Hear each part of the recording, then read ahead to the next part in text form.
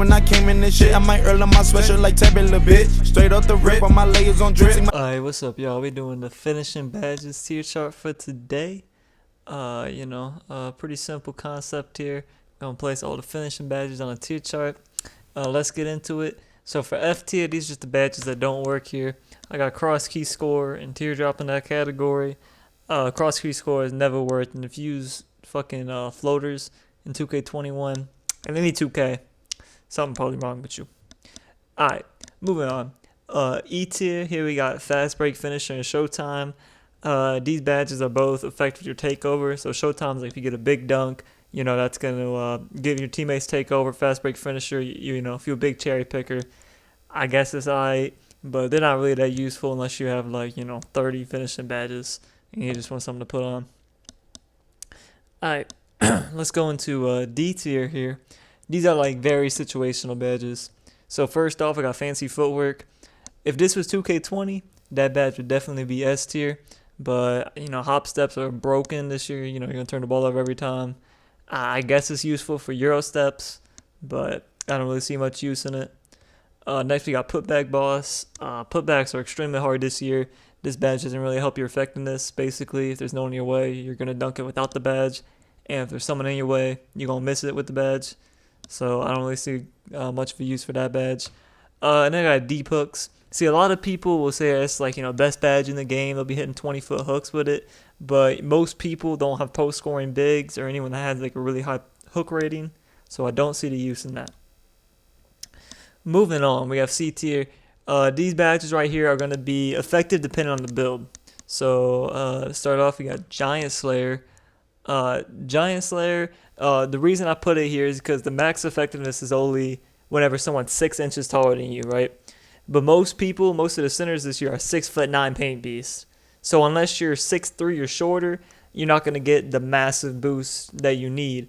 So I guess if you have 6'2" guard or 6'3" guard and that's what you want, it's not a bad badge, but I won't really recommend it for anyone that's 6'6", 6'7", anything taller than that. Next, we got Pro Touch. This badge is good for slashers because it'll give them an extra boost they need to really finish those contested layups. But it's only good if you can time your layup. A lot of people are having trouble with that this year. So unless you're consistently getting those good releases on your layups, it's not that useful. And then Drop Stepper.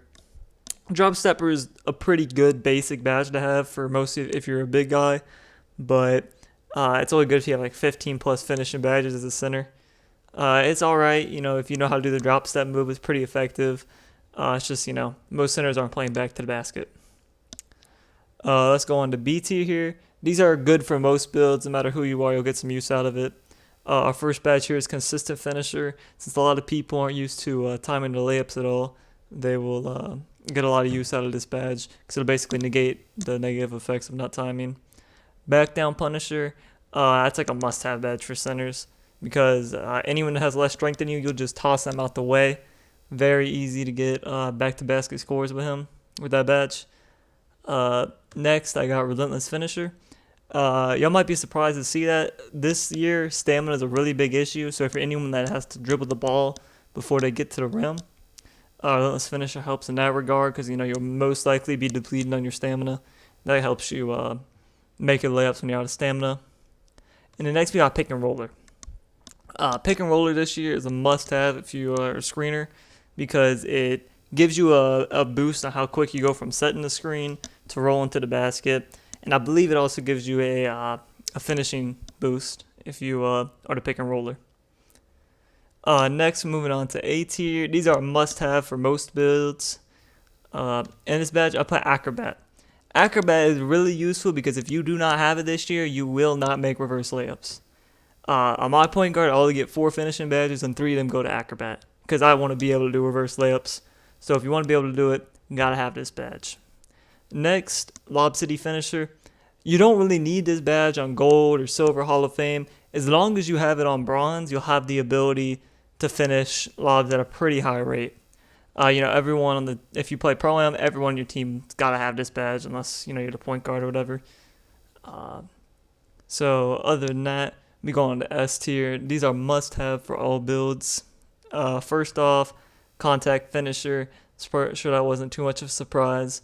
Because not only does it, even if you're not a slasher, contact finisher helps a whole bunch in making those contact layups.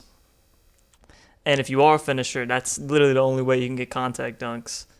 It really helps you finish at the rack. And then next, for the final S tier badge, I have Slithery Finisher. Slithery Finisher helps you give better animations when you're attacking the rack for bigs and guards. It also gives you the better animations, like including contact dunks. Sometimes you get more contact dunks. It really helps just all around finishing. But that's about all I got for y'all. If you guys like this one, I might do a shooting badge tier chart next. But I'll catch you on the next one. This is vintage from 1980 some. I'm the son of the pioneer that got you near the sun.